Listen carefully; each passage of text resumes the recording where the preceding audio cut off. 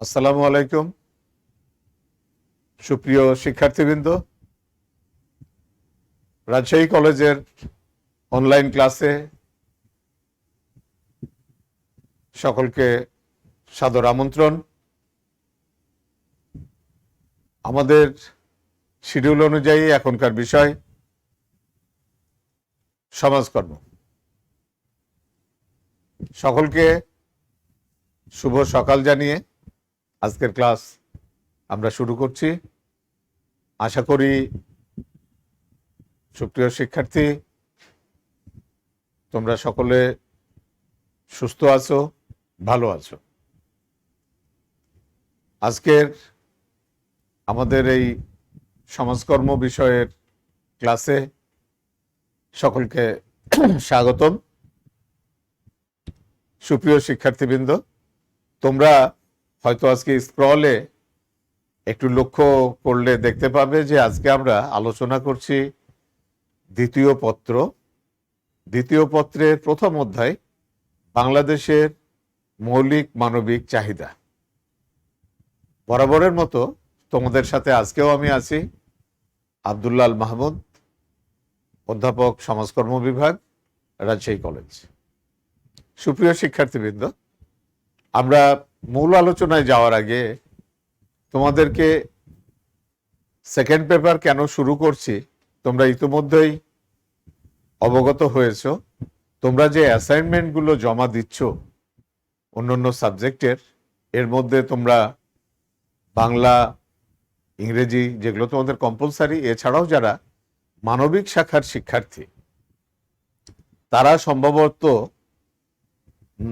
অর্থনীতি, যুক্তিবিদ্যা, পৌরনীতি এই বিষয়গুলো যাদের আছে তারা, আমি একটু স্ক্রলে একটা ভুল এই মুহূর্তে দেখতে পাচ্ছি, সেটা হলো দ্বাদশ শ্রেণীর লেখা আছে। আসলে দ্বাদশ শ্রেণী না, এটা কিন্তু একাদশ শ্রেণীর ক্লাস। আমি এখনই এটা ঠিক করে দিতে বলবো, তোমরা একটু করো, এটা কিন্তু একাদশ শ্রেণীর ক্লাস। আমি আবারও তোমাদেরকে যেটা স্মরণ করিয়ে দিতে চাই সেটি হচ্ছে যে আমাদের যেহেতু অ্যাসাইনমেন্ট ফার্স্ট পেপার এবং সেকেন্ড পেপার দুই পেপার থেকে আমাদেরকে লিখতে হচ্ছে, প্রথম অ্যাসাইনমেন্টটি আমাদের হয় প্রথম পত্রের, আর পরবর্তী দ্বিতীয় অ্যাসাইনমেন্টটি হচ্ছে দ্বিতীয় পত্রের। সেই হিসাবে আমরা বলতে পারি জোড় সপ্তাহগুলিতে আমাদের অ্যাসাইনমেন্টটি প্রথম পত্রের এবং বেজোড় সপ্তাহের অ্যাসাইনমেন্টটি হবে দ্বিতীয় পত্রের। সেই হিসাবে আমরা মূলত দ্বিতীয় পত্রের আলোচনা শুরু করেছি। সুপ্রিয় শিক্ষার্থীবৃন্দ,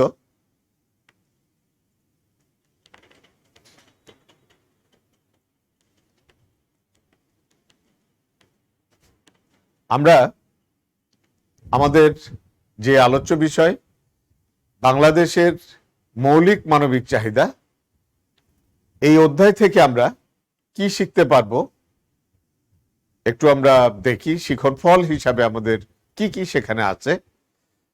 মৌলিক মানবিক চাহিদা আমরা ব্যাখ্যা করতে পারবো, বাংলাদেশের মৌলিক মানবিক চাহিদার বর্তমান পরিস্থিতি এটি ব্যাখ্যা করতে পারবো, মৌলিক মানবিক চাহিদার অপূরণজনিত সমস্যা এটা আমরা বিশ্লেষণ করতে পারবো, বাংলাদেশের মৌলিক মানবিক চাহিদা পূরণে গৃহীত পদক্ষেপ যেগুলো রাষ্ট্রীয়ভাবে হচ্ছে এগুলো আমরা বর্ণনা করতে পারবো, সাথে সাথে আমরা মৌলিক মানবিক চাহিদা পূরণে সচেতন হব। এই হচ্ছে আমাদের এই অধ্যায়ের শিখন ফল। আর আমাদের টোটাল আলোচ্য বিষয়টি, অর্থাৎ আমাদের দ্বিতীয় অধ্যায়ের দ্বিতীয় পত্রের প্রথম যে অধ্যায়, এখানে আমরা বাংলাদেশের মৌল মানবিক চাহিদা বা মৌলিক মানবিক চাহিদা এটি আমাদের আলোচ্য বিষয়। সুপ্রিয় শিক্ষার্থী, আমাদের যেহেতু সময় সীমিত হয়ে আসছে, সেই কারণে কিন্তু আমরা আজকে যে কাজটি করব সেটি হলো যে প্রথম চ্যাপ্টারটি, অর্থাৎ একাদশ শ্রেণীর প্রথম যে আমাদের দ্বিতীয় পত্রের ক্লাস, এখানে আমরা মৌলিক মানবিক চাহিদা অধ্যায়টি সম্পূর্ণ শেষ করব। ঠিক আছে? তোমাদের যদি কারোর বিশেষ কোনো কোয়ারি থাকে তাহলে সেটি তোমরা অবশ্যই আমাদেরকে SMS এর মাধ্যমে তোমাদের মন্তব্যগুলো যদি তোমরা কমেন্টগুলো লিখো, অথবা যদি সরাসরি আমার ফোন নাম্বারে লিখো, তাহলে এই ক্লাসটি হবে কিন্তু একাদশ শ্রেণীর ক্লাস। আমাদের স্ক্রলে আমি আবারও একটু তোমাদের মনে করিয়ে দিই, আমাদের স্ক্রলে আমরা একটু প্রিন্টিং মিস্টেকে দ্বাদশ আছে, একাদশের ক্লাস হবে। যাই হোক, তাইলে আমরা এই প্রথম অধ্যায়ের ক্লাস আমরা শুরু করছি। আর যদি তোমাদের কোনো আলাদা চাহিদা থাকে, কোনো বিষয়ের আলাদা করে জানার থাকে, তোমরা সরাসরি ফোনে আমাকে ফোন করতে পারো, অথবা আমাদের এই ক্লাস শেষে তোমরা তোমাদের মন্তব্যগুলো লিখলে পরবর্তী ক্লাসটি আমরা সেই অনুযায়ী এগিয়ে নিব। এ প্রসঙ্গে আরেকটু বলে রাখি, অন্তত আরো 2টি ক্লাস আমরা দ্বিতীয় পত্রের করব। অর্থাৎ সামনে আগামীতে আমরা রুটিন অনুযায়ী যে ক্লাস পাবো, সেখানে আমরা 2টি ক্লাস হবে আমাদের দ্বিতীয় পত্রের উপরে। তারপর আমরা আমাদের আবার প্রথম পত্রের যেখানে ছিলাম সেখান থেকে আমরা পরবর্তী অধ্যায়গুলো আমরা আলোচনা করব। যাই হোক, সুপ্রিয় শিক্ষার্থী, আমরা চলে আসি আমাদের আজকের আলোচ্য বিষয়ে, মৌলিক মানবিক চাহিদা। সুপ্রিয় শিক্ষার্থী, আমরা জানি যে মৌলিক মানবিক চাহিদা কি। মৌলিক মানবিক চাহিদা হচ্ছে মানুষের জন্য অত্যাবশ্যকীয় যে চাহিদাগুলো, সেগুলোই হচ্ছে মূলত মৌলিক মানবিক চাহিদা। আমরা যদি আমাদের আলোচ্য বিষয়ে বলি যে আমাদের মৌলিক চাহিদা যেগুলো একেবারে মানুষের জন্মের পূর্ব থেকেই কিন্তু এই চাহিদাগুলো মানুষকে পূরণ করতে হয়। কিছু কিছু চাহিদা আছে তখন থেকে শুরু করে একেবারে কোথায় চলে যায়, মৃত্যু অবধি। তাহলে এই যে মানুষের একটা বিশাল কর্মযজ্ঞ বা এই যে বিশাল একটা জীবন, যদিও আমরা জানি যে আমাদের জীবন হলো, সুপ্রিয় শিক্ষার্থী তোমরা এবার খেয়াল করবে আমাদের যে স্ক্রলের লেখাটি, এটা কিন্তু আমরা আমাদের একাদশ শ্রেণীর ক্লাস হিসাবে আমরা নিয়ে আসছি। ক্লাস একাদশ শ্রেণীর, কিন্তু পত্র হলো আমাদের দ্বিতীয় পত্র। যাই হোক, আমরা মূল আলোচনায় চলে আসি যে মানুষের যে জীবন, আমরা বলছি যে মানুষের জন্মের পূর্ব থেকেই তার চাহিদা পূরণ শুরু হয়ে যায়। কিরকম? মাতৃগর্ভে যখন একটি ভ্রূণের সৃষ্টি হয়, তখন কিন্তু তার খাদ্যের চাহিদা পূরণ হতে থাকে। তাহলে মৌলিক চাহিদার বিষয়টি আমরা কিন্তু আমাদের পৃথিবীতে আগমনের আগে থেকে শুরু হয়ে যাচ্ছে, আর চলছে একেবারে মৃত্যুর পরও যে শেষ কৃত্য। আমরা যে ধর্মেরই হই না কেন, আমাদের যে শেষকৃত্য সেই পর্যন্ত কিন্তু আমাদের এই চাহিদাগুলো আমাদের সাথে থাকে। এই জন্যই বলা হচ্ছে যে সামাজিক জীব হিসাবে মানুষকে বেঁচে থাকার জন্য এমন কতগুলো চাহিদা পূরণ করা অপরিহার্য পড়ে, যা অন্যান্য প্রাণীর ক্ষেত্রে পূরণ করা বাধ্যতামূলক নয়। কিছু কিছু চাহিদা আছে যেগুলো সকল প্রাণীর জন্য অপরিহার্য। ওই যে বললাম যে কিছু কিছু প্রাণী মানুষের জন্য খাদ্যের যে প্রয়োজনটা সেটা জন্মের আগে থেকে শুরু হয়ে যাচ্ছে, আর স্বাভাবিকভাবে কিছু চাহিদা সকল প্রাণীর জন্য আছে।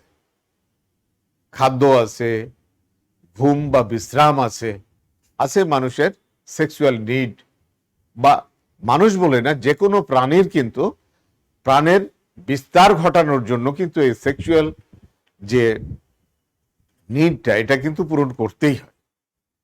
প্রাণীরা একভাবে করে, উদ্ভিদরা আর একভাবে করে। পরাগায়নের মাধ্যমে যে ফুলের সৃষ্টি, তারপরে সেখান থেকে ফলের সৃষ্টি, ফলের মধ্যে যে বীজ থাকে সেখান থেকেও কিন্তু বংশ বিস্তার ঘটে।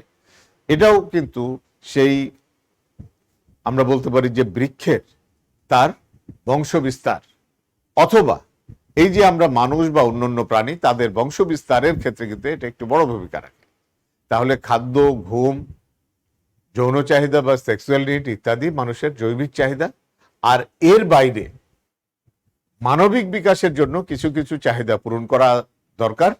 এই মানবিক বিকাশের জন্য যে চাহিদাগুলো পূরণ করার দরকার, সেগুলো আবার অন্য প্রাণীর ক্ষেত্রে কিন্তু প্রযোজ্য না। কেননা সৃষ্টিকর্তা অন্যান্য প্রাণীদেরকে বা অন্যান্য জীবকে যেভাবে তাদেরকে সৃষ্টি করেন, ন্যাচারালি তাদের সেই সব চাহিদাগুলো পূরণ হয়ে যায়। আর মানুষের জন্য হয় না কেন? মানুষ হচ্ছে আশরাফুল মাখলুকাত।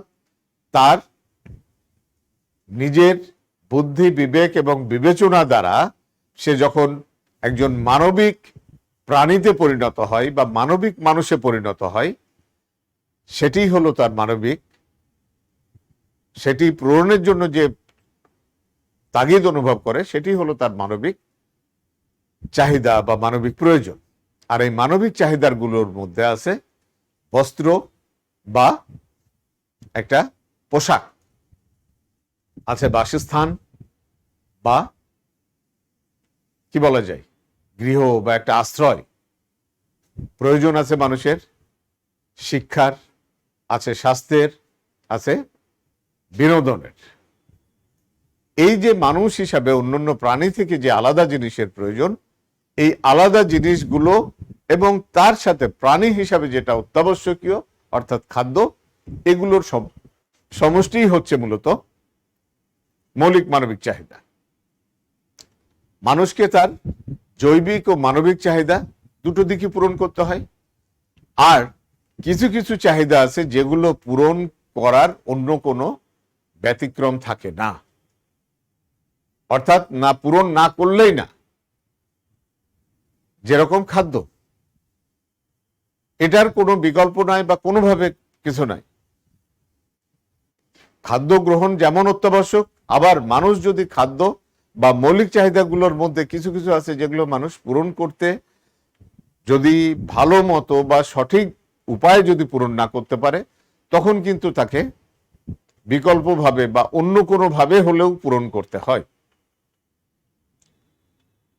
সমাজ জীবনকে সমস্যামুক্ত করার ক্ষেত্রে, অর্থাৎ সমাজের মানুষের ভালোভাবে বেঁচে থাকার জন্য, টিকে থাকার জন্য মানুষের এই মৌলিক চাহিদাগুলো পূরণ অত্যন্ত জরুরি। আর এই মৌলিক চাহিদা মানুষ পূরণ করতে পারে বলেই মানুষ সৃষ্টির সেরা জীব। এখন আমরা দেখি যে মৌলিক চাহিদার আমাদের কি কি উপাদান বা কোনটাকে আমরা এক্সাক্ট মৌলিক মানবিক চাহিদা বলবো।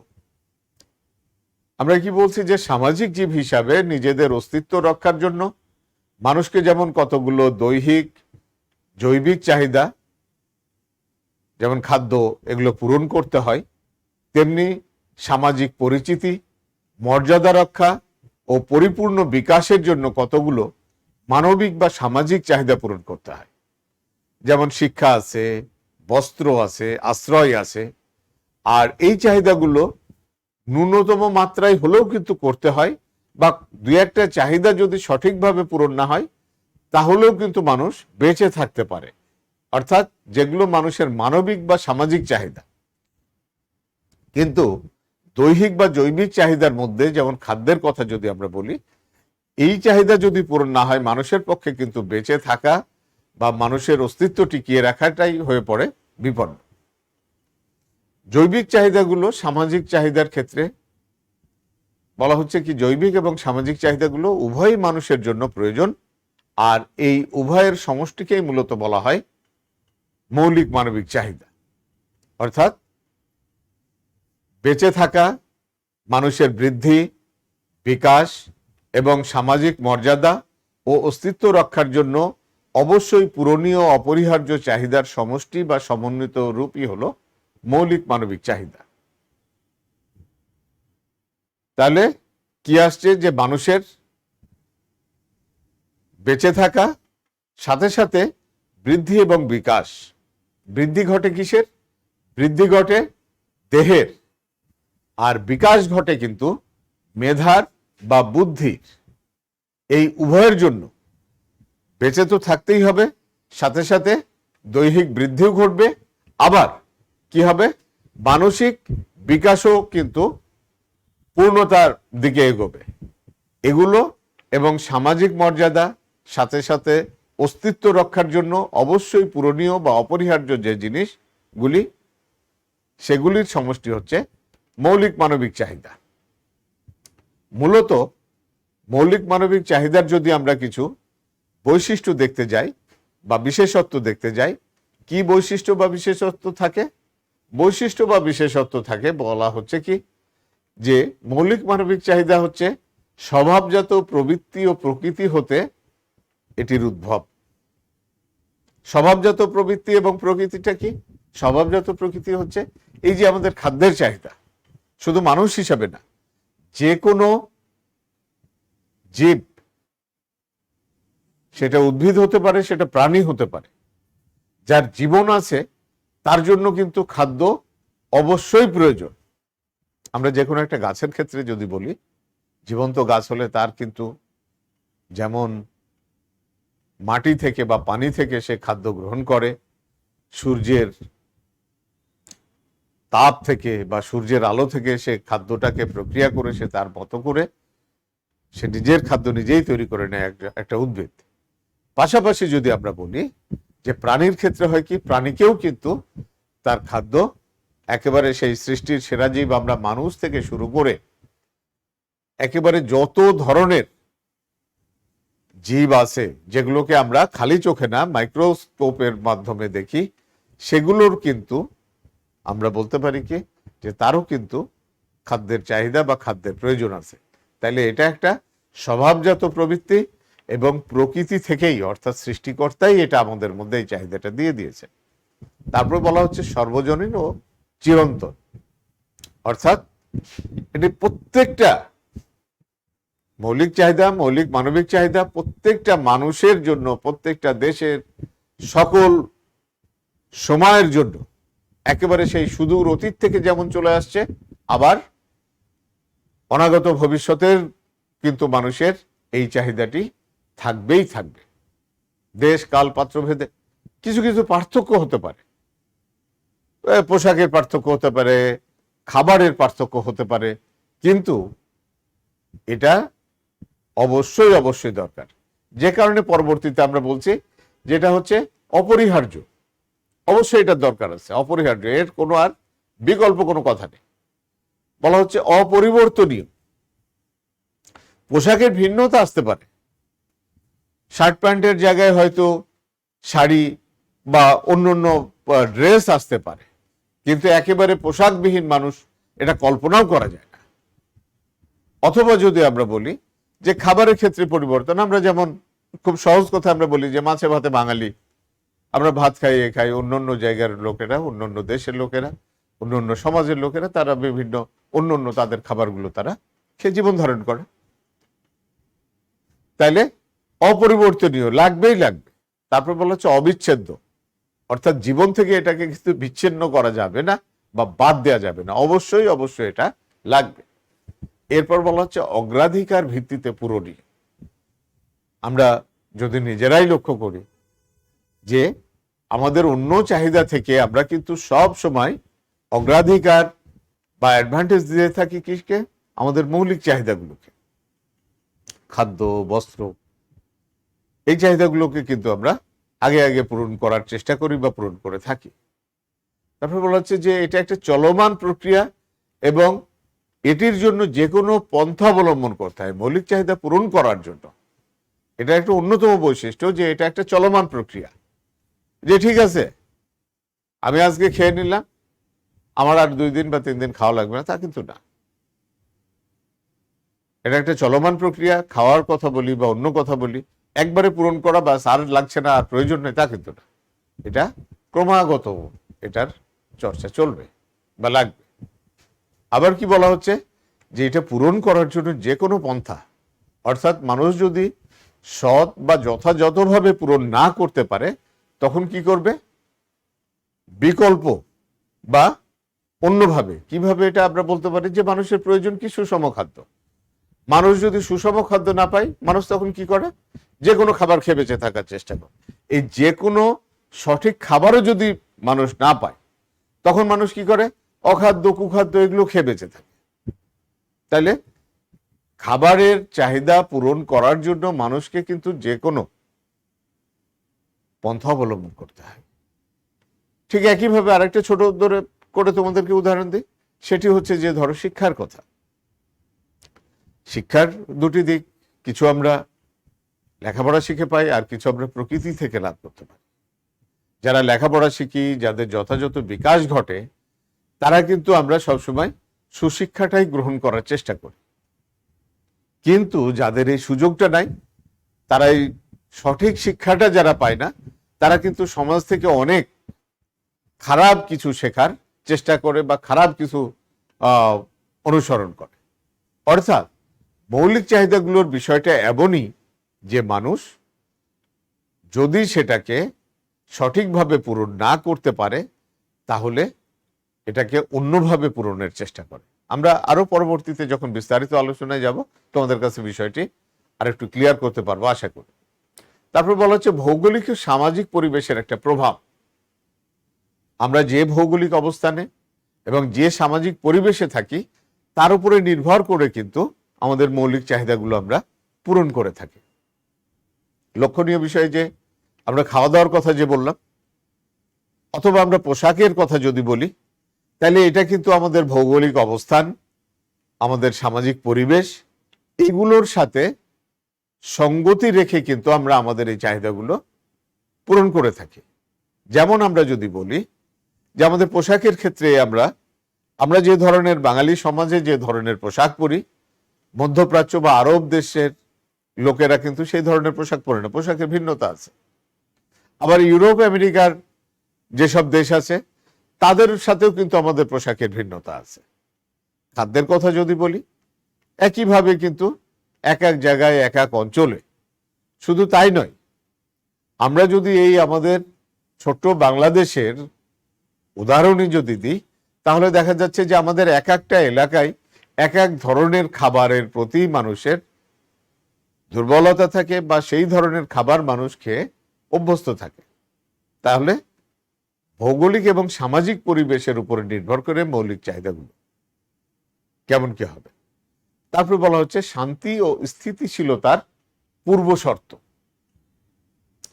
সমাজে শান্তি এবং স্থিতিশীলতা রক্ষার ক্ষেত্রে মৌলিক মানবিক চাহিদা একটা বড় ভূমিকা পালন করে।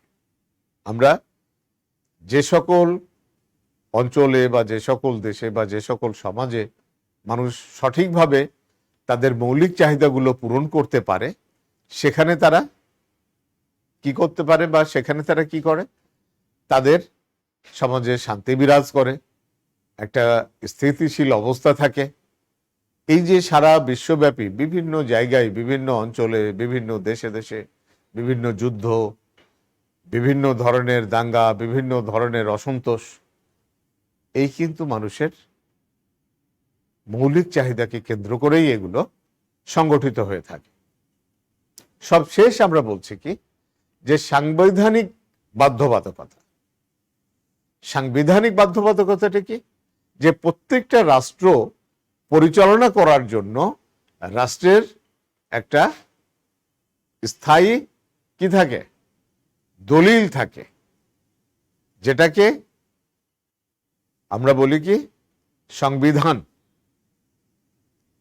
এই যে সংবিধান, বিশ্বের প্রতিটি রাষ্ট্রে সাংবিধানিকভাবে রাষ্ট্রের নাগরিকদের এই মৌলিক চাহিদাগুলোর কথা স্বীকার করে নেওয়া হয়েছে, বা সেখানে রাষ্ট্র জনগণের সেই মৌলিক চাহিদাগুলো পূরণ করবে, এই মর্মে কিন্তু তাদের ধারা বা সেই সাংবিধানিক একটা বাধ্যবাধকতা থাকে। যদি আমার এখানে একটু বানান ভুল আছে, তোমরা অনুগ্রহ করে এটাকে কারেকশন করে নেবে। বাধ্যবাধকতার এখানে একটি আকার আসে নাই, অনুগ্রহ করে তোমরা এই আকারটি এখানে দিয়ে নিবে। তাহলে আমাদের কি হচ্ছে, যে এই যে আমরা বৈশিষ্ট্যগুলো দেখছি, যে স্বভাবজাত প্রবৃত্তি এবং প্রকৃতি হতে মৌলিক মানবিক চাহিদার উদ্ভব, মৌলিক মানবিক চাহিদা সার্বজনীন এবং চিরন্তন, এটি পূরণ করা অপরিহার্য, এটি অপরিবর্তনীয়, অবিচ্ছেদ্য। তারপরে বলা হচ্ছে অগ্রাধিকার ভিত্তিতে এটি পূরণ করা বা পূরণীয়। আর এটা তো মানুষের জীবনের জন্য চলমান, সাথে সাথে এটা পূরণ করার জন্য মানুষকে যে কোনো পন্থা মানুষ অবলম্বন করতে হয়। পরেরটা আমরা বলছিলাম ভৌগোলিক ও সামাজিক পরিবেশের প্রভাব। এটা আমরা খুব ভালো করে জানি যে ভৌগোলিক এবং সামাজিক পরিবেশের ক্ষেত্রে আমাদের মৌলিক চাহিদাগুলো কিভাবে পরিবর্তন হয়, কিভাবে আলাদা আলাদা হয়, কিন্তু আলাদা হলেও কিন্তু এটি অস্বীকার করার উপায় নেই। তারপর বলা হচ্ছে যে সমাজের এটি শান্তি এবং স্থিতিশীলতা রক্ষার ক্ষেত্রে একটা বড় ভূমিকা পালন করে। আর সর্বশেষ সাংবিধানিক বাধ্যবাধকতা, অর্থাৎ সংবিধানে এটা স্বীকৃত যে কি কি ধরনের বা কেমন কেমন কোন কোন মৌলিক চাহিদাগুলো বা প্রয়োজনগুলো রাষ্ট্র পূরণ করবে বা রাষ্ট্র পূরণের জন্য কি কি ব্যবস্থা গ্রহণ করবে। এই হচ্ছে মৌলিক মানবিক চাহিদার বৈশিষ্ট্য। এরপরে আমরা চলে যাই যে এটা কয় ধরনের, কত ধরনের। একজন সমাজবিজ্ঞানী মার্কিন চার্লস টোলে, তিনি তার একটি বই কমন হিউম্যান নিডস, এই কমন হিউম্যান নিডসে তিনি মানুষের 6টা অপরিহার্য মৌলিক চাহিদার কথা উল্লেখ করেছেন। সেই চাহিদাগুলো, এটাগুলো তো তোমরা অবশ্যই জানো। আমরা আবারও একটু মনে করি আর একটু এ ব্যাপারে বলে রাখি যে আমাদের দ্বিতীয় পত্রের যে আমাদের বিষয়বস্তুগুলো আছে, এখানে কিন্তু আমাদের অত্যন্ত জীবন ঘনিষ্ঠ বিষয়। সুপ্রিয় শিক্ষার্থী, তোমরা খেয়াল করে দেখবে যে সমাজকর্ম, যদিও সামাজিক বিজ্ঞানের প্রত্যেকটি বিষয়ই হলো জীবন ঘনিষ্ঠ বিষয়, তারপরেও কিন্তু আমাদের চারপাশে ঘটে যাওয়া বা আমাদের জীবনকে কেন্দ্র করে গড়ে ওঠা বিভিন্ন জিনিসই কিন্তু সমাজকর্মের আলোচ্য বিষয়। এর বাইরে কিন্তু আর কিছু নেই। যেমন এই যে আমরা মৌলিক মানবিক চাহিদার কথা বলছি, আমরা দ্বিতীয় পত্রের ক্লাস শুরু করলাম, কিন্তু তোমাদের অনেকের কাছে মনে হচ্ছে স্যার এগুলো তো আমরা জানি। আসলেই তো এগুলো, এই প্রয়োজনগুলো তো আমরা প্রত্যেকটি আমরা পূরণ করে থাকি। অতএব এটা আমাদের জানা বিষয়। কিন্তু হ্যাঁ, জানা বিষয়টাকে যখন আমরা আমাদের লেখাপড়ার স্বার্থে, আমাদের পরীক্ষায় ভালো নাম্বার পাওয়ার জন্য আমরা উপস্থাপন করব, তখন অবশ্যই সেটা একটু ব্যতিক্রমী হতে হবে এবং একটু সুন্দরভাবে উপস্থাপন না করলে আমার সেখান থেকে ভালো ফলাফল বা ভালো মার্কস আসবে না। এই কারণেই কিন্তু আমরা একটু ভালো করে আমাদের জানা জিনিসগুলো আরেকটু ভালো করে জানবো, এবং এই যে আমার জানা এবং ভালো করে আরেকটু শেখা, এই সাথে সাথে কি হবে, আমার প্রেজেন্টেশনটা আরো চমৎকার হবে। আচ্ছা, যাই হোক, আমরা তাহলে মূল আলোচনায় আসি। খাদ্য, তারপরে বলা হচ্ছে বস্ত্র বা ক্লথ, এটা পরিচ্ছদ হতে পারে। তারপরে আছে আশ্রয় বা আবাসন, বা যেটাকে আমরা বলি বাসস্থান, ইংরেজিতে বলা হচ্ছে শেল্টার। তারপরে শিক্ষা বা এডুকেশন, আছে স্বাস্থ্য বা হেলথ, আছে রিক্রিয়েশন বা চিত্ত বিনোদন। মূলত এই 6টি মৌলিক চাহিদা আমাদের সারা বিশ্বব্যাপী স্বীকৃত মৌলিক চাহিদা। আর এই চাহিদাগুলোর সাথে আরেকটা জিনিস নতুন করে যুক্ত হয়েছে। বর্তমানে সমাজবিজ্ঞানীগণ কি করছেন, নিরাপত্তা বা সিকিউরিটি, বিশেষ করে সোশ্যাল সিকিউরিটিটাকে অপরিহার্য প্রয়োজনের অন্তর্ভুক্ত করেছেন। কেননা আমরা জানি যে দিন যত যাচ্ছে মানুষের প্রয়োজন বা মানুষের চাহিদা কিন্তু তত বাড়ছে বা বাড়ে। এই যে মানুষের চাহিদা বা প্রয়োজন বাড়ে, জীবন গতিশীল এই জন্যই, কিন্তু তখন কিন্তু মানুষের চাহিদাগুলো বাড়ে। আর সেই চাহিদার মধ্যে একটা চাহিদা নতুন করে অন্তর্ভুক্ত হয়েছে, যেটি হচ্ছে নিরাপত্তা, বা আরো সুন্দর করে এটাকে বলা যায় সামাজিক নিরাপত্তা। এই কারণে বর্তমানে বিশ্বব্যাপী আমরা যদি মৌলিক চাহিদাগুলোর দেখি, তাহলে কিন্তু 7টি মৌলিক চাহিদা।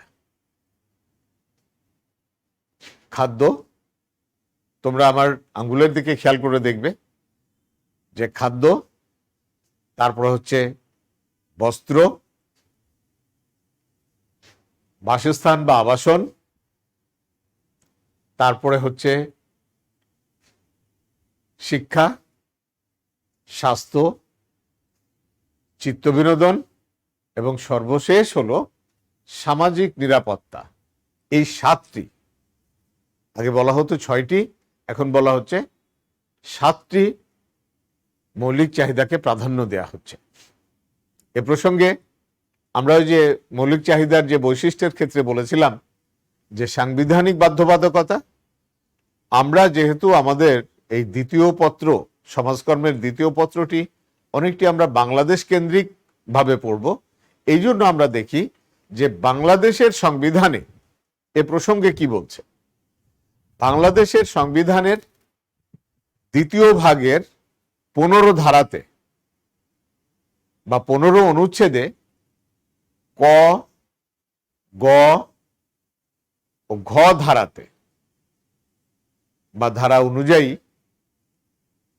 অন্ন, বস্ত্র, আশ্রয় বা বাসস্থান, শিক্ষা, চিকিৎসা, চিত্তবিনোদন এবং সামাজিক নিরাপত্তা, এই 7টি মৌল বা 7টিকে মৌল মানবিক চাহিদা হিসাবে স্বীকৃতি দেয়া হয়েছে।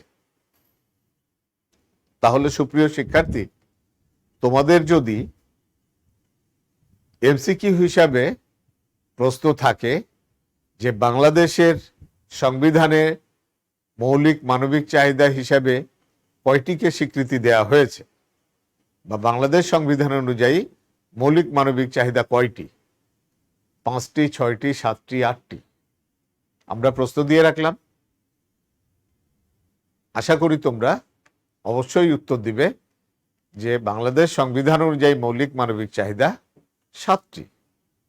আবার যদি প্রশ্ন দেয়া থাকে যে সংবিধানের কোন ধারাতে বা কত নাম্বার ধারাতে মৌলিক মানবিক চাহিদা উল্লেখ আছে, তাহলে অবশ্যই আমরা পারবো যে 15 নাম্বার ধারা। 15 নাম্বার ধারাতে আমাদের কিন্তু মৌলিক চাহিদার স্বীকৃতিটা দেয়া আছে। এরপরে আমরা আসি, আমরা 6কে দেখি যে মৌলিক চাহিদাগুলো আমাদের কি কি হচ্ছে। আমরা তো এতক্ষণ এগুলো আলোচনায় নিয়ে এসেছিলাম, তোমরা খেয়াল করেছো যে 2 ধরনের চাহিদা, একটা জৈবিক বা দৈহিক চাহিদা, আরেকটি হচ্ছে মানবিক বা সামাজিক চাহিদা। জৈবিক বা দৈহিক চাহিদার মধ্যে এই চাহিদাগুলো আমাদের খুব জরুরি, অটোমেটিক। খাদ্য, ঘুম, এটা হলো বিশ্রাম, এটারও দরকার আছে। আর হলো মানুষের বংশবৃদ্ধি, যেটা আমরা উদ্ভিদের ক্ষেত্রে বলেছিলাম, প্রাণীর ক্ষেত্রেও বলছি। এইগুলো হলো একান্তই মানুষের নিজস্ব চাহিদা। এছাড়া মানবিক চাহিদা বা সামাজিক চাহিদার মধ্যে কি কি চলে আসছে? সামাজিক চাহিদার মধ্যে তার বস্ত্র, যেটা একমাত্র প্রাণীকুলের একমাত্র মানুষই হচ্ছে যাদের অতিরিক্ত শরীরের উপরে একটি আচ্ছাদন বা একটি ড্রেস লাগে বা পোশাক লাগে, সেটিকে আমরা বলছি বস্ত্র। মানুষের লাগে একটা আশ্রয় বা একটা শেল্টার লাগে, সেটি বিশাল বড় অট্টালিকা হতে পারে, আবার একেবারে সেই বস্তিতে, সেই ঝুপড়ি ঘরে যে মানুষটি অবস্থান করছে তারও কিন্তু একটা আশ্রয় বা বাসস্থান আছে। মানুষের শিক্ষা, এটি দরকার আছে। আমরা যে প্রাতিষ্ঠানিক শিক্ষা গ্রহণ করি এটি যেমন আছে, ঠিক একইভাবে যখন আমরা প্রাতিষ্ঠানিক শিক্ষা পাই না, সেই শিক্ষাটা আমরা কোথা থেকে নিই? সেই শিক্ষাটা নিই আমরা প্রকৃতি থেকে। আবার এই যে শিক্ষাগুলো নিতে যারা ব্যর্থ হয় তাদেরকে তো আমরা স্বাভাবিক মানুষ বলি না, তাই না? আমি তুমি যেরকম স্বাভাবিক মানুষ, যার এই জিনিসটা নেই, সে তো স্বাভাবিক মানুষ হতে পারে না। স্বল্প বুদ্ধি সম্পন্ন অথবা অটিজমে আক্রান্ত যারা, তাদেরকে আমরা কি সুস্থ স্বাভাবিক মানুষ হিসাবে চিহ্নিত করি না? তাহলে শিক্ষাও কিন্তু একটা মানুষের মানবিক বা সামাজিক চাহিদা, আছে চিকিৎসা বা স্বাস্থ্যগত দিক, আছে বিনোদন, আর সর্বশেষ হলো সামাজিক নিরাপত্তা। এই মূলত হচ্ছে মানুষের মৌলিক মানবিক চাহিদা। এই চাহিদাগুলোর যদি আমরা বর্ণনাতে যাই, বর্ণনার সাথে সাথে কিন্তু একটা জিনিস তোমাদেরকে একটু লক্ষ্য রাখতে হবে, স্পেশালি এই যে চাহিদাগুলো আছে, এই চাহিদার কি কি গুরুত্ব বা কিভাবে এই চাহিদাটা মানুষকে তার মানবিক বিকাশে সাহায্য করে, সেই জিনিসটিকে আমরা আলোচনা করেছি। যেমন আমরা এখানে খাদ্য সম্পর্কে কি বলছি, যে মৌলিক মানবিক চাহিদার মধ্যে প্রথম এবং সর্বাপেক্ষা গুরুত্বপূর্ণ চাহিদা হলো খাদ্য। খাদ্যকে বলা হয় দেহের ফুয়েল বা জ্বালানি। যেমন একটা কোনো কিছু যন্ত্র চলতে সেখানে কিন্তু শক্তির প্রয়োজন হয়, আর সেই শক্তি হিসেবে কাজ করে কোনো একটি জ্বালানি। সেটি হতে পারে গাড়ির ক্ষেত্রে যদি হয় তেল হতে পারে, অথবা ব্যাটারি হতে পারে, মানে কোনো না কোনো একটা পাওয়ার বা শক্তি লাগে, সেটি আছে। তারপরে বলা হচ্ছে মৌলিক মানবিক চাহিদা হিসেবে খাদ্য বলতে মানব উপযোগী অর্থাৎ মানুষের খাওয়ার উপযোগী খাদ্যদ্রব্যকে বোঝানো হয়। অর্থাৎ অখাদ্য কুখাদ্য যেগুলো খাবার না, এই জিনিসগুলো কিন্তু এই মৌলিক মানবিক চাহিদার খাদ্যের অন্তর্ভুক্ত হয় না। এ প্রসঙ্গে আবারও বলি, আমাদের ওই যে আমরা একটা বৈশিষ্ট্যের কথা বলেছিলাম, ভৌগোলিক এবং পরিবেশগত দিক দিয়ে মৌলিক চাহিদার একটা পার্থক্য হতে পারে, কিন্তু পার্থক্য হলেও কিন্তু সেটা মানব উপযোগী খাদ্য হতেই হবে। তোমার ভৌগোলিক এলাকা, তোমার সামাজিক পরিবেশ, তোমার সেই অনুযায়ী খাদ্য হবে, কিন্তু সেটা মানব উপযোগী হবে না তা কিন্তু না। হয়তো আমি ভিন্ন সংস্কৃতির মানুষ, ভিন্ন ধর্মীয় মানুষ, ভিন্ন কালচারের মানুষ, আমার সেই খাবার না পছন্দ হতে পারে বা না আমি খেতে পারি, কিন্তু যাদের জন্য খাবার তাদের অবশ্যই সেই খাবারটি মানব উপযোগী। তারপর বলা হচ্ছে যে মানুষের খাওয়ার উপযুক্ত এই খাবার, যেটা কি করে মানুষের ক্ষেত্রে মানব দেহের গঠন, ক্ষয়পূরণ, রোগ প্রতিরোধ ক্ষমতা বৃদ্ধির জন্য খাদ্য অপরিহার্য। আমরা বললাম কি, বলেছিলাম যে মানুষের বৃদ্ধি এবং বিকাশের জন্য খাদ্যের প্রয়োজন। সেই কথাটাই কিন্তু আমরা এখানে ঘুরিয়ে বলছি যে মানব দেহের গঠন অর্থাৎ বৃদ্ধির জন্য, আমার বিকাশের জন্য, আবার আমার দৈনন্দিন যে শরীরের ক্ষয় হচ্ছে এই ক্ষয় পূরণের জন্য আমার খাদ্য প্রয়োজন, সাথে সাথে রোগ প্রতিরোধ ক্ষমতা বৃদ্ধির জন্য আমার খাদ্যের প্রয়োজন আছে। মৌলিক চাহিদার মানে খাদ্যর কথাটা আমরা কি বলছি, যেটা আমি শুরুতেই বলেছিলাম যে প্রাক জন্ম অবস্থা থেকে মৃত্যুর পূর্ব পর্যন্ত মানুষ এবং প্রাণীর খাদ্যের প্রয়োজন। খাদ্য মানুষের একবারে জন্মগত মৌলিক চাহিদা, অর্থাৎ আমার জন্মের শুরু থেকে, আমাদের প্রত্যেকের জন্মের শুরু থেকেই কিন্তু আমরা এই খাদ্য গ্রহণ প্রক্রিয়ার মাধ্যমে আমরা এসে গেছি, এবং একেবারে মৃত্যুর পূর্ব পর্যন্ত আমাদের এই খাদ্যের চাহিদা মেটাতে হয় বা খাদ্যের চাহিদা মেটানো লাগে। এ প্রসঙ্গে একটা কথা বলে রাখি যে অনেক সময় আমরা এই মহামারীকালীন সময় বলতে পারছি না তোমাদের পরীক্ষা বা এ বিষয়ে, পরীক্ষার বিষয়ে একটু বলি। তোমরা তো ইতিমধ্যে তোমাদের অ্যাসাইনমেন্ট লেখার বিষয়গুলি বুঝেই গেছো। পরীক্ষার বিষয়ে বলি, যদি আমাদের সিকিউতে অর্থাৎ সৃজনশীল প্রশ্নে যদি আমাদের রচনামূলক যে প্রশ্ন থাকবে সেখানে এরকমভাবে কোনো উদ্দীপকে কোনো একটি মৌলিক চাহিদাটাকে উল্লেখ করে যদি বলা হয়, তোমার উচ্চতর দক্ষতার ক্ষেত্রে অথবা প্রয়োগের ক্ষেত্রে যে উক্ত চাহিদার গুরুত্ব লিখো, বা এখানে ছবি আকারও দেওয়া থাকতে পারে বা তোমার উদ্দীপকের মধ্যেও থাকতে পারে, তাহলে কিন্তু এই যে আমরা যেভাবে লিখছি এইভাবেই কিন্তু এটিকে উপস্থাপন করতে হবে। খাদ্যের পরে আমরা চলে আসি ক্লোদিং বা বস্ত্র। বলা হচ্ছে যে মানব সভ্যতা ধারক ও বাহক হিসাবে বস্ত্র হলো দ্বিতীয় গুরুত্বপূর্ণ মৌলিক চাহিদা। এটি প্রকৃতির প্রতিকূল অবস্থা থেকে মানুষকে রক্ষা করে। বস্ত্রের চাহিদাটা এমনই, আমরা বলতে পারি যে মানুষের জন্য আসলে মৌলিক চাহিদাগুলো তো প্রত্যেকটাই গুরুত্বপূর্ণ, কিছু কিছু আছে মানুষের জন্য কিন্তু একেবারে না পূরণ হলেই না। এইরকম একটা মানবিক বা সামাজিক প্রয়োজন হলো মানুষের বস্ত্র। দু এক বেলা মানুষ কিন্তু না খেয়েও থাকতে পারে, বা একটা দিন মানুষ না খেয়েও থাকতে পারে, কিন্তু বস্ত্রহীন অবস্থায় মানুষ একটা বয়সের পর নিজেকে কখনো কল্পনাই করতে পারে না, তাই নয় কি? যে বস্ত্রহীন অবস্থায় মানুষ এক মুহূর্ত নিজেকে কল্পনাই করতে পারে না। সভ্য সমাজের সদস্য হিসাবে মানুষকে তার আব্রু রক্ষা করার জন্য মানুষকে কোনো না কোনোভাবে তাকে একটা আচ্ছাদন বা বস্ত্র গ্রহণ করতে হয়। বলা হচ্ছে কি যে দ্বিতীয় গুরুত্বপূর্ণ, এছাড়া প্রকৃতির প্রতিকূল অবস্থা থেকে নিজেদেরকে রক্ষা করার জন্য বস্ত্রের প্রয়োজন।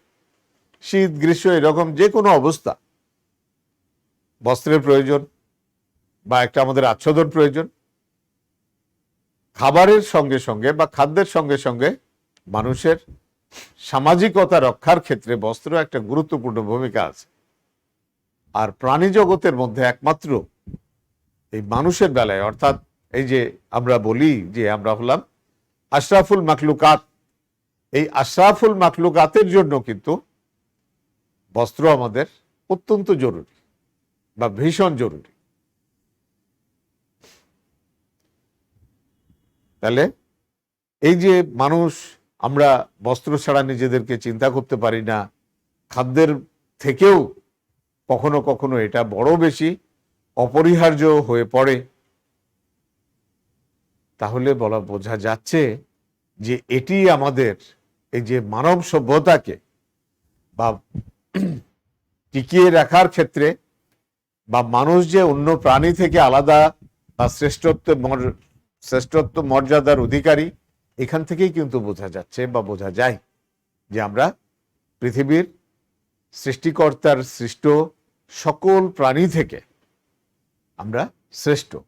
আর এই শ্রেষ্ঠত্ব দানের ক্ষেত্রে আমাদের বস্ত্র একটা বড় ধরনের ভূমিকা পালন করে থাকে।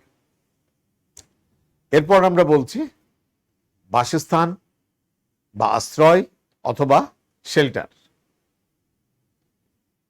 মানুষের বসবাসের স্থান বা ঘর বাড়িকেই বাসস্থান বলা হয় বা বলে। বাসস্থান মানে মানুষের একটা স্থায়ী আবাসন ব্যবস্থা, যে আবাসন ব্যবস্থায় মানুষ তার আদি ও সহজাত যে মৌলিক প্রয়োজনগুলো, এগুলো বাসস্থানের মাধ্যমেই বা সেটি বাসস্থানের মধ্যেই পড়ে। সমাজ ও সভ্যতাকে স্থায়ী ও স্থিতিশীল রূপ দেওয়ার ক্ষেত্রে বাসস্থানের ভূমিকা সব থেকে বেশি। আমরা যদি বাসস্থানের চাহিদাগুলোকে একটু আলাদা আলাদা করে দেখি, তাহলে কিরকম আসে যে যে কোনো বৈরী প্রাকৃতিক অবস্থা থেকে, বৈরী প্রাকৃতিক অবস্থা রোদ, বৃষ্টি, খরা, শীত, এগুলো থেকে রক্ষা করার জন্য আমাদের একটা মাথার উপরে ছাদ বা একটা শেল্টার প্রয়োজন হয়, একটা আচ্ছাদনের প্রয়োজন হয়। তারপরে আছে কি, বিভিন্ন ধরনের জীবজন্তু, অসামাজিক মানুষ, এদের হাত থেকে রক্ষা পাওয়ার জন্য, অথবা আমাদের যে সহজাত যে মৌলিক চাহিদাগুলো, এই চাহিদাগুলো পূরণের ক্ষেত্র হিসাবে বা এই চাহিদাগুলো পূরণ বা চর্চা করার জায়গা হিসাবে আমাদের একটা জায়গার প্রয়োজন বা একটা আশ্রয়ের ক্ষেত্র প্রয়োজন। সেটি আমাদেরকে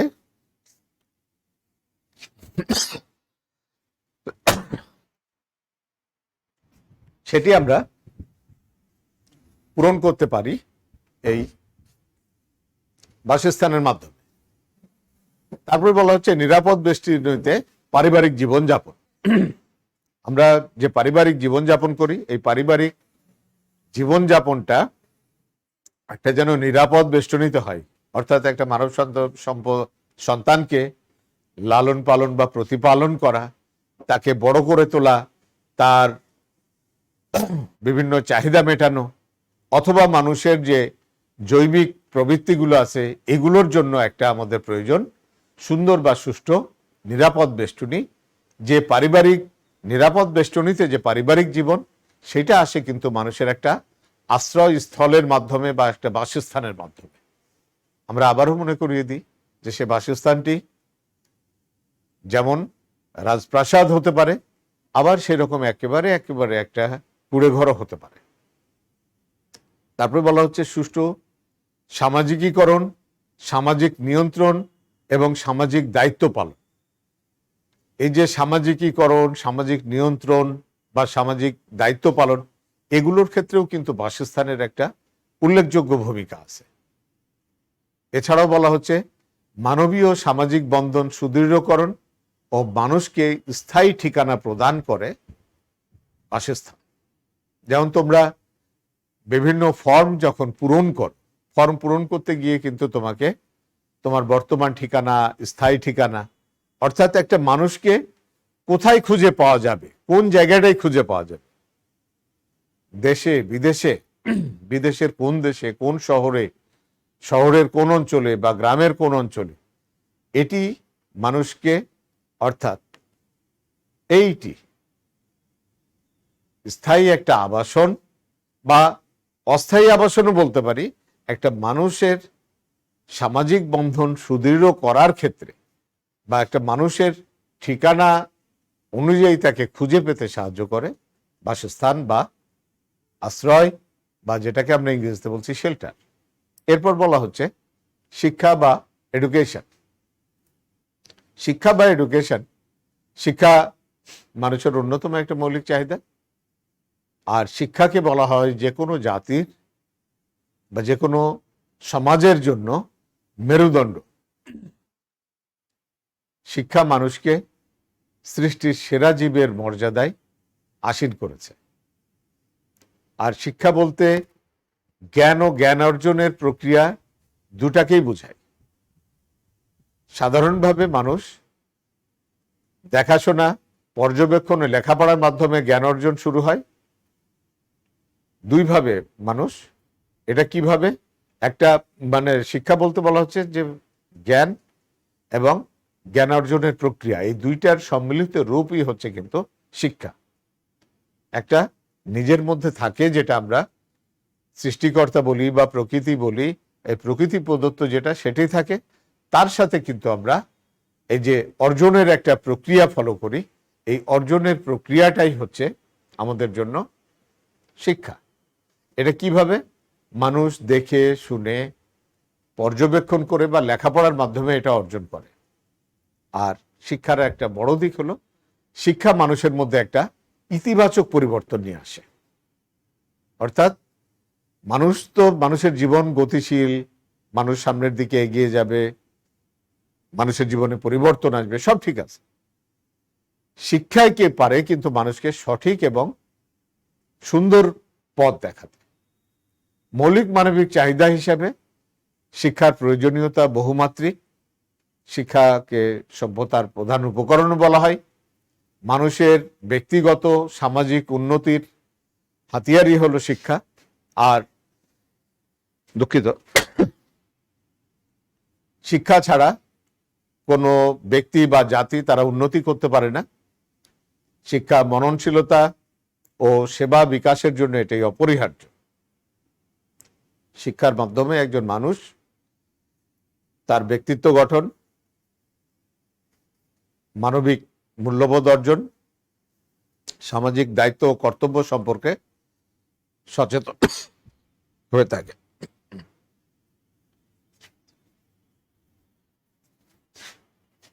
এরপরে আমরা দেখি হেলথ বা স্বাস্থ্য। মানুষের জন্য একটি গুরুত্বপূর্ণ চাহিদা হলো মানুষের স্বাস্থ্য, বা কোথাও কোথাও বা কোনো কোনো বইয়ে এটাকে চিকিৎসা হিসাবে কিন্তু দেয়া আছে। বলা হচ্ছে কি যে সুস্বাস্থ্যের মধ্যে মানুষের দৈহিক, মানসিক ও সামাজিক শান্তি বহুলাংশে নিহিত। তাই বলা হয়ে থাকে স্বাস্থ্যই সুখের সকল সুখের মূল। বিশ্ব স্বাস্থ্য সংস্থার মতে, তোমরা তো বিশ্ব স্বাস্থ্য সংস্থার নাম শুনেছ, আমরা এই দ্বিতীয় পত্রের শেষের দিকে যে বিভিন্ন আন্তর্জাতিক সংস্থা আছে সেখানে আমরা বিশ্ব স্বাস্থ্য সংস্থা সম্পর্কে আরো বিস্তারিত আলোচনা করব। বলা যায় যে বিশ্ব স্বাস্থ্য সংস্থা হলো সারা বিশ্বের মানুষের সুস্বাস্থ্য রক্ষা বা সুস্বাস্থ্য গঠনে একটি আন্তর্জাতিক সংস্থা। আচ্ছা, তারা বলছে কি যে স্বাস্থ্য বলতে শুধু রোগ বা দুর্বলতার অনুপস্থিতি বোঝায় না, বরং দৈহিক, মানসিক ও সামাজিক সার্বিক সুস্থ অবস্থা বোঝানো হয়ে থাকে। মানুষের কর্মক্ষমতা, উৎসাহ, উদ্দীপনা, প্রতিভা, সৃজনশীলতা প্রভৃতি বিকাশের ক্ষেত্রে স্বাস্থ্য একটি অপরিহার্য। প্রত্যেকটি মানুষের বা দেশের কাছে স্বাস্থ্য মহামূল্যবান সম্পদ। সুস্বাস্থ্যের উপরে ব্যক্তি, সমাজ ও জাতীয় উন্নয়ন নির্ভর করে। মূল বিষয়টি কি যে মানুষের কর্মক্ষমতা, মানুষের উৎসাহ উদ্দীপনা, মানুষের প্রতিভার বিকাশ, সৃজনশীলতার বিকাশ, প্রত্যেকটা ক্ষেত্রে কিন্তু স্বাস্থ্য একটা বড় ভূমিকা রাখে। আর এই স্বাস্থ্য বা চিকিৎসা যেটাই আমরা বলি না কেন মৌল মানবিক চাহিদার হিসাবে, এটি একমাত্র মানুষকেই কিন্তু আলাদাভাবে নিয়ে মেনটেন করতে হয় বা তাদেরকে পূরণ করতে হয়। অন্যান্য যে প্রাণী বা জীবজগতের আর যারা আছে তারা কিন্তু প্রাকৃতিকভাবেই তাদের স্বাস্থ্য রক্ষা বা স্বাস্থ্যকে টিকিয়ে রাখার বিষয়টি তাদের মধ্যে প্রকৃতিগতভাবেই থাকে। মানুষের জন্য বাড়তি যে করা লাগে, এই জন্যই এটাকে মানুষের একটি চাহিদার অন্তর্ভুক্ত করা হয়েছে। নেক্সট বলা হচ্ছে বিনোদন বা রিক্রিয়েশন। বিনোদন বা রিক্রিয়েশন যেটি কি মানুষের একঘেয়েমি রোধ, দেহ ও মনের অবসন্নতা দূর করে সজীবতা ও প্রফুল্লতার সঞ্চার করে। চিত্ত বিনোদনকে দেহ ও মন উভয়ের খোরাক বলা যেতে পারে। শরীরের শক্তির জন্য যেমন খাদ্যের প্রয়োজন, তেমনি মনের প্রশান্তি বা সুস্থতার জন্য বিনোদনের প্রয়োজন। বিনোদন কি গুরুত্বপূর্ণ ভূমিকা পালন করে দেখো, যে বিনোদন মানুষের কর্মস্পৃহাকে পুনরুজ্জীবিত করে, সৃজনশীল কাজ ও গঠনমূলক চিন্তার খোরাক যোগায়, নির্মল আনন্দ দেয় বিনোদন।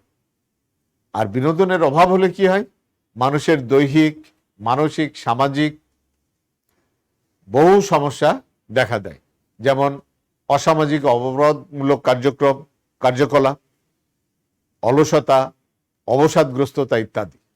বিনোদন বলতে শুধুমাত্র নাচ, গান, বাজনা, খেলাধুলা এটা না।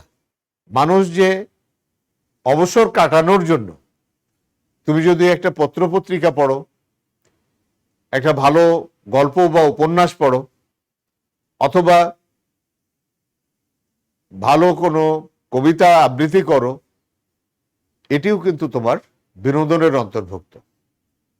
আর এগুলি করে কি মানুষের মনকে প্রফুল্ল করে এবং মানুষের মনে যে কাজের স্পৃহা, এটাকে আবার নতুন উদ্যমে বা নতুনভাবে জাগ্রত করে। তোমরা যেহেতু এই যে লেখাপড়ার সাথে আছে, দেখো লেখাপড়া করতে করতে এক এক সময় অবসাদ চলে আসে, না আর ভালো লাগছে না, আর কিছু করছে না। তখন কেউ হয়তো গান শোনো, কেউ হয়তো মুভি দেখো, কেউ হয়তো খেলাধুলা দেখো। এই যে বিভিন্ন কাজগুলো, এই সকল কাজ কিন্তু মানুষের চিত্তবিনোদন বা রিক্রিয়েশন। আর এটি মানুষের অন্যতম একটা মৌলিক চাহিদা। যারা এটিকে মৌলিক চাহিদা হিসাবে মনে করে না বা মৌলিক চাহিদা হিসাবে এই সুষ্ঠু বিনোদন যাদের মধ্যে থাকে না, তারা কিন্তু বিভিন্ন ধরনের অসামাজিক কার্যকলাপের মধ্যে জড়িয়ে পড়ে। তোমরা লক্ষ্য করলে দেখবে যে এখন একটি নতুন সামাজিক সমস্যা, যদিও এটি আগেও ছিল, কিশোর অপরাধ, যেটাকে কিশোর অপরাধী গ্যাং বা গ্যাং কালচার বলা হচ্ছে। এগুলো কিন্তু এই যে সঠিক বিনোদন বা সুষ্ঠু বিনোদনের অভাব থেকেই কিন্তু এরকম অসামাজিক এবং অপরাধমূলক কাজগুলো বৃদ্ধি পাচ্ছে, বা মানুষের মধ্যে বিভিন্ন অলসতা বা অবসাদগ্রস্ততা যখন থাকে তখন মানুষ কিন্তু অনেক নেতিবাচক চিন্তা ভাবনা করে, এবং এই নেতিবাচক চিন্তা ভাবনাগুলো পরবর্তীতে তার জীবনে একটা নেতিবাচক প্রভাব ফেলে। এরপরে যে মানে আমাদের মৌলিক চাহিদার বিষয় যেটি আছে সেটি হচ্ছে সামাজিক নিরাপত্তা বা সোশ্যাল সিকিউরিটি। সোশ্যাল সিকিউরিটি কি, যে সামাজিক এই নিরাপত্তা প্রত্যয়টি আবিধানিক অর্থে নিরাপদ অবস্থা বা বিপদ শূন্যতাকে বোঝায়। নিরাপদ অবস্থা দুই ধরনের, একটা হচ্ছে সামাজিক নিরাপত্তা আর একটা হচ্ছে শারীরিক নিরাপত্তা। ব্যক্তির উভয় ধরনের নিরাপত্তা নিশ্চিত করা সমাজ বা রাষ্ট্রের দায়িত্ব। সামাজিক নিরাপত্তা বিশেষভাবে অর্থনৈতিক সুরক্ষা কার্যক্রম, বিপন্ন মানুষের মৌলিক চাহিদা পূরণের সহায়তা কল্পে সামাজিক নিরাপত্তা ব্যবস্থা করা হয়। বাংলাদেশ সংবিধানের 15 ঘ উপধারাতে এ বিষয়ে কিন্তু উল্লেখ আছে। তবে একটি বিষয়, সেটি হলো এই যে সামাজিক নিরাপত্তা, এটা সার্বজনীন না, এটি হলো শুধুমাত্র বিপর্যয়মূলক পরিস্থিতিতে যারা ঝুঁকিপূর্ণ জনগোষ্ঠীর মধ্যে পড়ে, যেমন প্রবীণ, বিধবা, এতিম, বেকার, প্রতিবন্ধী, প্রাকৃতিক দুর্যোগ বা পেশাগত দুর্ঘটনায় পতিত, অসহায়, অবলম্বনহীন মানুষকে সামাজিক নিরাপত্তা দেয়া হয়। তাহলে বিষয়টি কি আসছে? আমরা পূর্বের যে 6টি মৌলিক চাহিদার কথা আলোচনা করেছিলাম, অর্থাৎ খাদ্য, বস্ত্র, আশ্রয়, চিকিৎসা এবং বিনোদন, এগুলি কিন্তু সকল মানুষের জন্য প্রযোজ্য। আর নতুন যে আমরা একটি সামাজিক মৌলিক চাহিদার কথা বলছি, সামাজিক নিরাপত্তা, এই সামাজিক নিরাপত্তাটা কিন্তু শুধুমাত্র সমাজের যারা ঝুঁকিপূর্ণ জনগোষ্ঠীর মধ্যে পড়ে বা দুস্থ, অসহায়, ভার্নারেবল গ্রুপের মধ্যে পড়ে, এদের জন্য যে নিরাপত্তামূলক ব্যবস্থা, এটি কিন্তু সামাজিক নিরাপত্তা। আরেকটু যদি আমরা ব্যাখ্যায় যাই, তাহলে সামাজিক নিরাপত্তার বিষয়টা তোমাদের কাছে আরেকটু স্বচ্ছ হবে বলে মনে করি। এই যে আমরা এখানে আমরা মানে বিশাল একটি ছক দেখছি, এই ছকে কিন্তু বিভিন্ন ধরনের সামাজিক নিরাপত্তা ব্যবস্থার এখানে উল্লেখ রাখা হয়েছে, এবং তার মধ্যে একটা জায়গা রাখা হয়েছে যেটাকে আমরা বলছি যে দরিদ্র জনগোষ্ঠী বা ভার্নারেবল যে গ্রুপটা বা দুস্থ, অসহায় বা ঝুঁকিপূর্ণ জনগোষ্ঠী, তাদের জন্য কিন্তু রাষ্ট্রীয়ভাবে আমাদের বিভিন্ন ধরনের যে সামাজিক নিরাপত্তা ব্যবস্থা, এগুলো খুব কমন নিরাপত্তা ব্যবস্থা, যেটা তোমরা দেখেছো বা শুনেছো বা তোমরা জানো। যেমন একটা আছে আমাদের দেশে প্রযোজ্য বয়স্ক ভাতা, এটি কিন্তু এক ধরনের সামাজিক নিরাপত্তা ব্যবস্থা। বিধবা বা দুস্থ মহিলাদের ভাতা, এটি আমাদের দেশে কিন্তু সমাজসেবা অধিদপ্তর এই প্রবীণ ভাতা বা বয়স্ক ভাতা, দুস্থ অসহায় মহিলাদের জন্য একটা ভাতা, এটি দিয়ে থাকে। তারপরে দিয়ে থাকে দরিদ্র প্রসূতি মায়েদের জন্য তাদের একটি ভাতা দিয়ে থাকে, প্রতিবন্ধীদের বিভিন্ন ধরনের ভাতা দিয়ে থাকে, শারীরিক প্রতিবন্ধীদের এদের পুনর্বাসনের জন্য বিভিন্ন ভাতা দিয়ে থাকে। এছাড়াও কিন্তু আরো অন্যান্য ধরনের কাজ আছে, যেমন কাজের বিনিময়ে খাদ্য কর্মসূচি আছে, যেমন আছে আত্মকর্মসংস্থানের জন্য ক্ষুদ্র ঋণ ব্যবস্থা, যেটি আমাদের দেশে বিভিন্ন সরকারি প্রতিষ্ঠান এবং বেসরকারি প্রতিষ্ঠান এই ঋণ কার্যক্রমগুলো করে থাকে। অর্থাৎ এই সার্কেলের মধ্যে আমরা যে বিষয়গুলি লক্ষ্য করছি, এগুলি কিন্তু আমাদের কি হচ্ছে, সামাজিক নিরাপত্তামূলক ব্যবস্থা। এই হচ্ছে আমাদের মৌলিক মানবিক চাহিদার বিষয়গুলি। সুপ্রিয় শিক্ষার্থী, আর যে বিষয়গুলি আছে এগুলি আমাদের জন্য বেশ সহজ হয়ে আসবে বা সহজ হবে। এই বিষয়গুলি যেমন মৌলিক মানবিক চাহিদার গুরুত্ব, এগুলো তোমরা বই থেকেই সহজেই এগুলি পেয়ে যাবে, এগুলি বিস্তারিত আলোচনার দরকার মনে করছি না। এছাড়াও এই অধ্যায়ের আরো দুটি বিষয় আছে, সেটা হচ্ছে মৌলিক মানবিক চাহিদার অপূরণজনিত সমস্যা, আর হচ্ছে মৌলিক মানবিক চাহিদা পূরণের অন্তরায়। আমরা আগামী ক্লাসে এই 3টি বিষয়, অর্থাৎ আমাদের যে মৌলিক মানবিক চাহিদার গুরুত্ব, এটি আমরা বিস্তারিত আলোচনা করব। তার সাথে সাথে আমরা বাংলাদেশে মৌলিক মানবিক চাহিদার অপূরণজনিত যে সমস্যাগুলি আছে এগুলির আমরা বিস্তারিত আলোচনাতে নিয়ে আসব বাংলাদেশে মৌলিক চাহিদা পূরণের অন্তরায়সমূহ।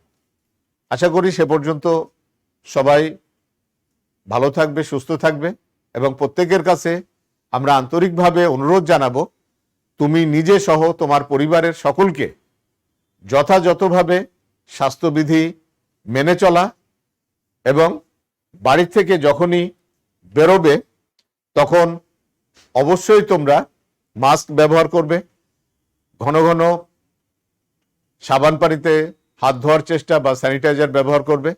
তাহলে আশা করা যায় তোমরা সুস্থ থাকতে পারবে এবং একদিন আমরা আমাদের এই মহামারী থেকে নিজেরাও মুক্তি পাবো। ধন্যবাদ সবাইকে। আসসালামু আলাইকুম।